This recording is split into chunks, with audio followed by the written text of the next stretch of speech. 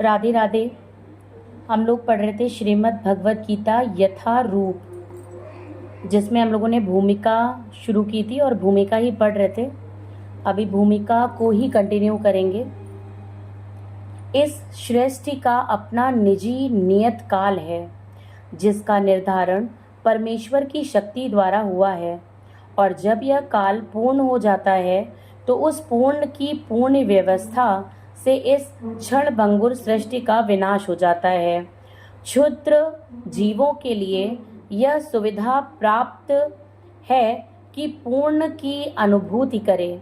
सभी प्रकार की अपूर्णताओं का अनुभव पूर्ण विषयक ज्ञान की अपूर्णता के कारण है। इस प्रकार भगवत गीता की वैदिक विद्या का पूर्ण ज्ञान पाया जाता है। सारा वैदिक ज्ञान अमोद यानी अच्युत है, और हिंदू इस ज्ञान को पूर्ण तथा अमोद मानते हैं।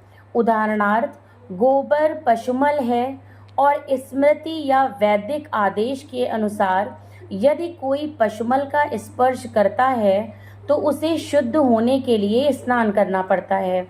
लेकिन वैदिक शास्त्रों में गोबर को पवित्र करने वाला माना गया है।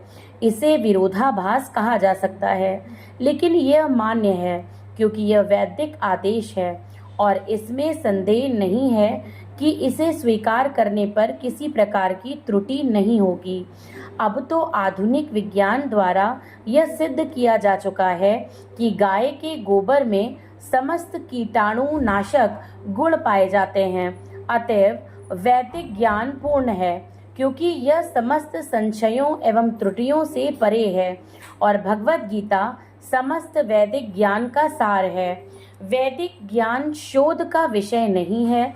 हमारा शोध कार्य अपूर्ण है, क्योंकि हम अपूर्ण इंद्रियों के द्वारा शोध करते हैं। हमें पहले से चले आ रहे पूर्ण ज्ञान को परंपरा द्वारा स्वीकार करना होगा। जैसा कि भगवत गीता में कहा गया है, हमें ज्ञान को परंपरा के उपयुक्त स्रोत से ग्रहण करना होता है। जो परंपरा परम आध्यात्मिक गुरु साक्षात भगवान से प्रारंभ होती है और गुरु शिष्यों की यह परंपरा आगे बढ़ती जाती है। छात्र के रूप में अर्जुन भगवान कृष्ण से शिक्षा ग्रहण करता है और उनका विरोध किए बिना वह कृष्ण की सारी बातें स्वीकार कर लेता है। किसी को भगवत गीता के एक अंश को स्वीकार करने और दूसरे अंश को अस्वीकार करने की अनुमति नहीं दी जाती। हमें भगवत गीता को बिना किसी प्रकार की टीका टिप्पणी, बिना घटाए बढ़ाए तथा विषय वस्तु में बिना किसी मनोकल्पना के स्वीकार करना चाहिए। गीता को वैदिक ज्ञान की सर्वाधिक पूर्ण प्रस्तुति समझना चाहिए। वैदिक ज्ञान दिव्य स्रोतों से प्राप्त होता है और स्वयं भगवान से पहला प्रवचन किया था। भगवान द्वारा कहे गए शब्द अपौरुषेय कहलाते हैं, जिसका अर्थ है कि वे चार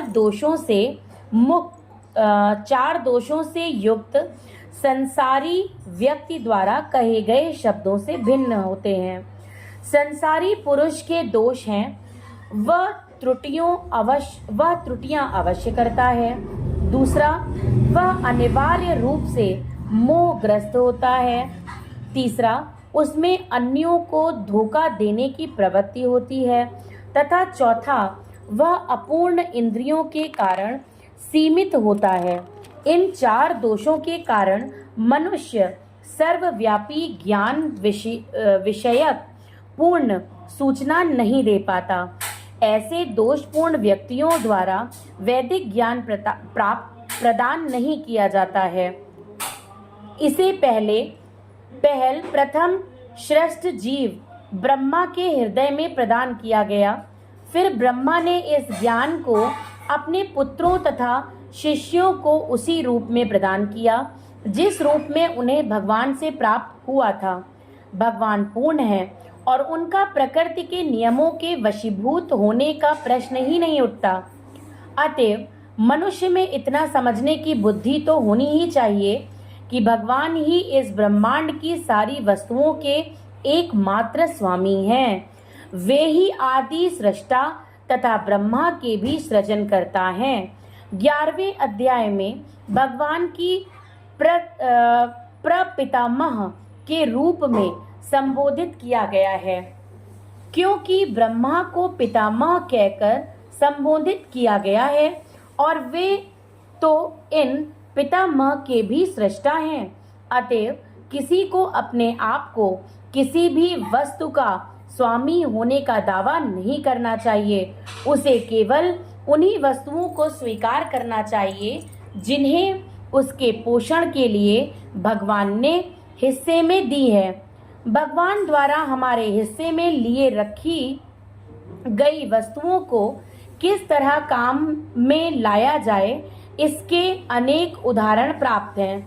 इसकी भी व्याख्या भगवत गीता में हुई है। प्रारंभ में अर्जुन ने निश्चय किया था कि वह कुरुक्षेत्र के युद्ध में नहीं लड़ेगा। यह उसका अपना निर्णय था। अर्जुन ने भगवान से कहा कि वह अपने ही संबंधियों को मारकर राज्य का भोग नहीं करना चाहता। यह निर्णय शरीर पर आधारित था, क्योंकि वह अपने आप को शरीर मान रहा था और अपने भाइयों, भतीजों, सालों, पितामहों आदि को अपने शारीरिक संबंध या विस्तार के रूप में ले रहा था। अतएव वह अपनी शारीरिक आवश्यकताओं को तुष्ट करना चाह रहा था।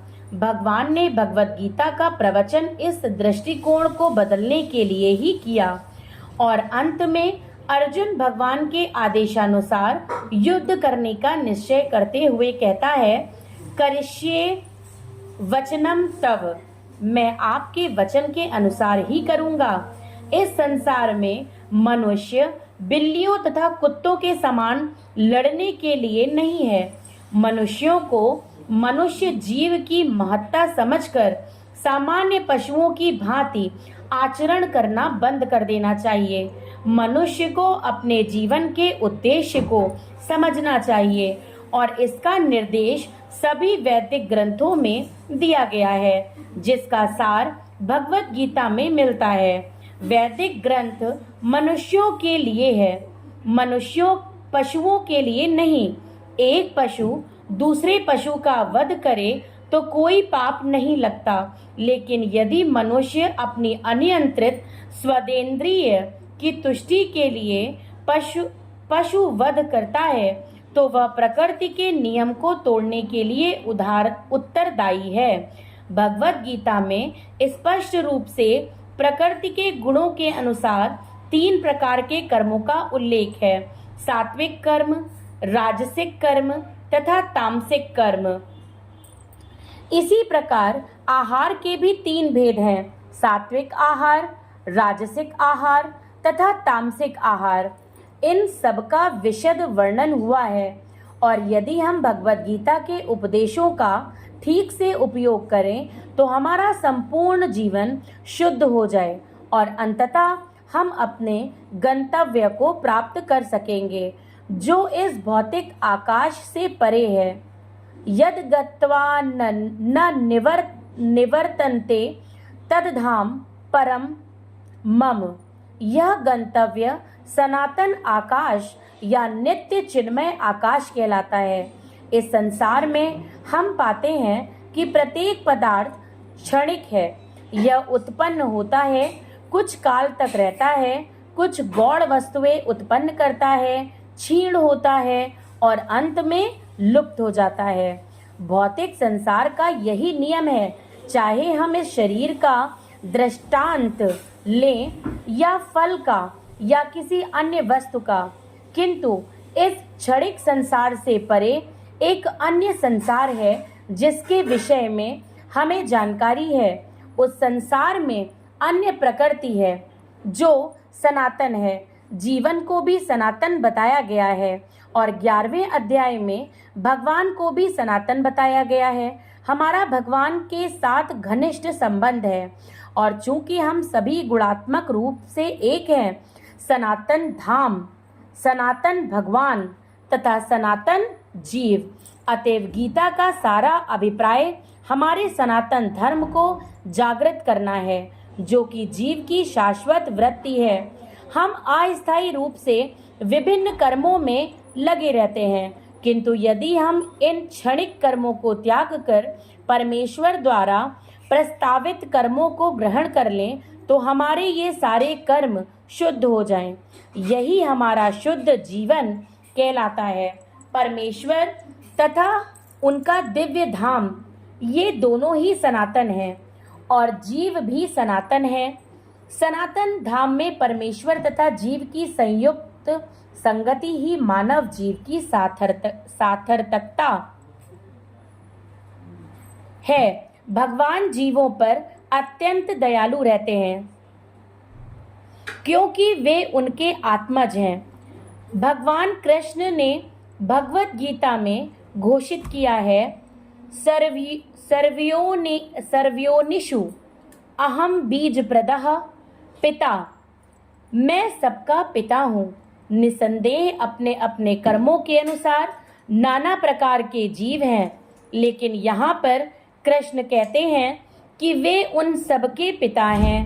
अतएव भगवान उन समस्त पतित बद्ध जीवों का उद्धार करने तथा उनके सनातन धाम वापस बुलाने के लिए अवतरित होते हैं, जिससे सनातन जीव भगवान की नित्य संगति में रहकर अपनी सनातन स्थिति को पुनः प्राप्त कर सकें। भगवान स्वयं नाना अवतारों के रूप में अवतरित होते हैं या फिर अपने विश्वत सेवकों को अपने पुत्रों, पार्षदों या आचार्यों के रूप में इन बद्ध जीवों का उद्धार करने के लिए भेजते हैं। अतएव सनातन धर्म किसी सांप्रदायिक धर्म पद्धति का सूचक नहीं है। यह तो नित्य परमेश्वर के साथ नित्य जीवों के नित्य कर्म का सूचक है। जैसा कि पहले कहा जा चुका है, यह जीव के नित्य धर्म यानी कि वृत्ति को बताता है। श्रीपाद रामानुजाचार्य ने सनातन शब्द की व्याख्या इस प्रकार की है, वह जिसका न आदि है और न अंत। अतएव जब हम सनातन धर्म के विषय में बातें करते हैं, तो हमें श्रीपाद रामानुजाचार्य के प्रमाण के आधार पर यह मान लेना चाहिए कि इसका न आदि है न अंत। अंग्रेजी का रिलीजन शब्द सनातन धर्म से थोड़ा भिन्न है। रिलीजन से विश्वास का भाव सूचित होता है और विश्वास परिवर्तित हो सकता है। किसी को एक विशेष विधि में विश्वास हो सकता है और वह इस विश्वास को बदलकर दूसरा ग्रहण कर सकता है, लेकिन सनातन धर्म उस कर्म का सूचक है जो बदला नहीं जा सकता। उदाहरणार्थ, ना तो जल से उसकी तरलता विलग की जा सकती है, न अग्नि से ऊष्मा विलग की जा सकती है। ठीक इसी प्रकार जीव से उसके नित्य कर्म को विलग नहीं किया जा सकता। सनातन धर्म जीव का शाश्वत अंग है। अतएव जब हम सनातन धर्म के विषय में बात करते हैं, तो हमें श्रीपाद रामानुजाचार्य के प्रमाण को मानना चाहिए कि उसका ना तो आदि है और ना अंत। जिसका आदि व अंत न हो वह सांप्रदायिक नहीं हो सकता, क्योंकि उसे किसी सीमा में नहीं बांधा जा सकता। जिनका संबंध किसी संप्रदाय से होगा, वो सनातन धर्म को भी सांप्रदायिक मानने की भूल करेंगे। किंतु यदि हम इस विषय पर गंभीरता से विचार करें और आधुनिक विज्ञान के प्रकाश में सोचें, तो हम सहज ही देख सकते हैं कि सनातन धर्म विश्व के समस्त लोगों का ही नहीं, अपितु ब्रह्मांड के समस्त जीवों का है।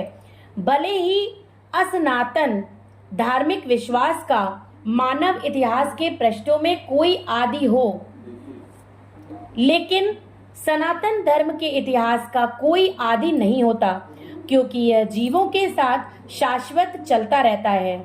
जहाँ तक जीवों का संबंध है, प्रामाणिक शास्त्रों का कथन है कि जीव का न तो जन्म होता है न मृत्यु।